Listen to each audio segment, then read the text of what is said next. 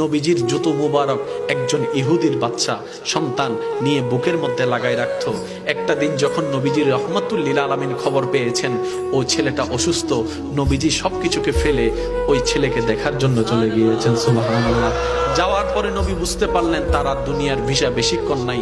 রবের কাছে দোয়া করলেন, ও আল্লাহ, আমাকে মহাব্বত করে আমার জুতা নিয়েছে, আমাকে মহাব্বত করে আমার জুতা বুকে নিয়েছে। জগৎ যখন জানবে নবীর জুতা বুকে নিয়ে নেওয়ালা জাহান্নামে চলছে, জাহান্নামের আগুনে জ্বলছে, আল্লাহ, এটা তো আমার ইজ্জতের ক্ষতি, এটা তো আমার ইজ্জতের ক্ষতি।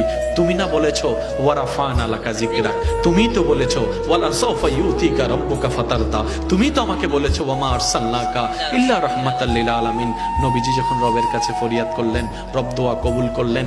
আল্লাহ তাআলা রাসূলকে নির্দেশ দিলেন, আপনি ওকে কালিমা পড়তে পড়েন। সে কালিমা পড়তে দেরি, ইন্তেকাল হতে দেরি হবে না, ইন্তেকাল হতে দেরি, জান্নাত দিতে দেরি হবে না। সুবহানাল্লাহ।